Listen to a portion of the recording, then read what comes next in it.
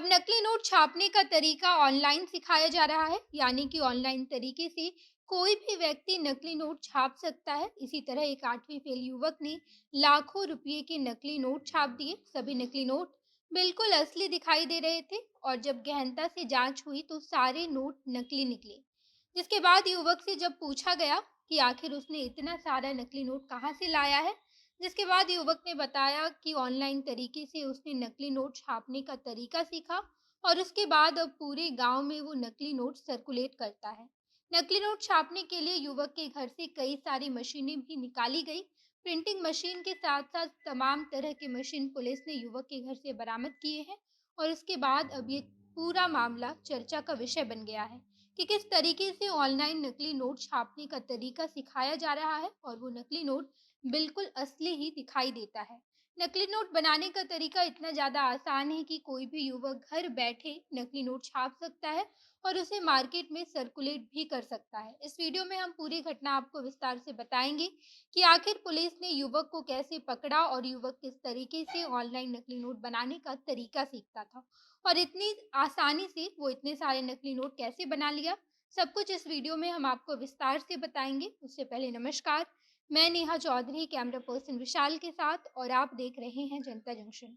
बीते दिन पंजाब के गुरदासपुर में एक 8वीं फेल युवक ने लाखों रुपए के नकली नोट छाप डाले और जब पुलिस ने छापेमारी की तो ये बात सामने आई कि वो युवक वो सारे नोट अपने घर पर ही छापता है और उसके बाद मार्केट में उसे सर्कुलेट कर देता है। इस बात की सूचना पुलिस को दरअसल गुप्त तरीके से मिली थी, जिसके बाद पुलिस गुरदासपुर जाकर जांच पड़ताल की। हालांकि जब छापेमारी शुरू हुई तो एक लंबे समय तक पुलिस के हाथ कुछ भी नहीं लगा, लेकिन जब पुलिस छापेमारी करके वापस आ रही थी तो गांव के ही एक व्यक्ति बलदेव सिंह उर्फ वीर सिंह रास्ते में पुलिस को मिल गए, जिसके बाद पुलिस उसकी तलाशी लेती है और बलदेव की जेब से लगभग 29,900 रुपये मिले। पुलिस ने जब इतने सारे पैसे बलदेव के पास से बरामद किए तो पुलिस ने पूछा कि आखिर वो इतने सारे पैसे कहाँ से लेकर आया था और ये पैसे कहाँ से मिले हैं। बलदेव घबरा गया, जिसके बाद पुलिस का शक और भी ज्यादा बढ़ गया और पुलिस इन सभी नोटों की जांच करवाई, जिसके बाद पता चला कि वो सारे नोट नकली थे। बलदेव के पास से पुलिस ने 100 रुपये के लगभग 30,000 रुपये के नोट बरामद किए हैं और वो सारे नोट नकली थे।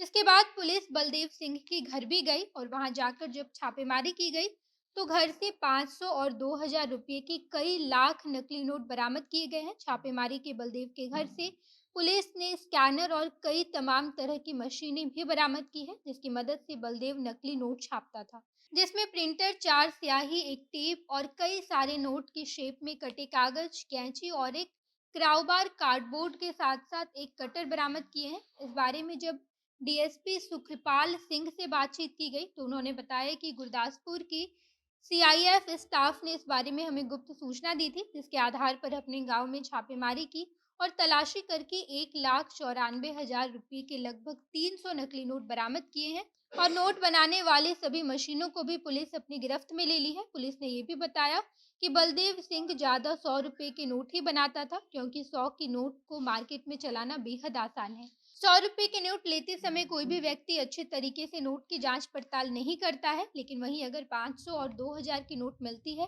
तो लोग जांच पड़ताल करके ही लेते हैं, जिससे नकली नोट का पकड़ा जाना संभव है।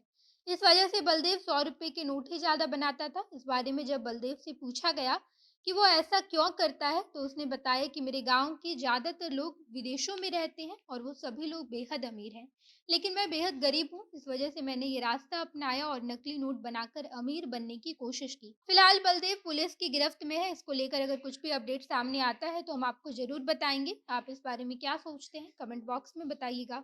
आगे की तमाम खबरों के लिए जनता जंक्शन देखते रहिए। धन्यवाद।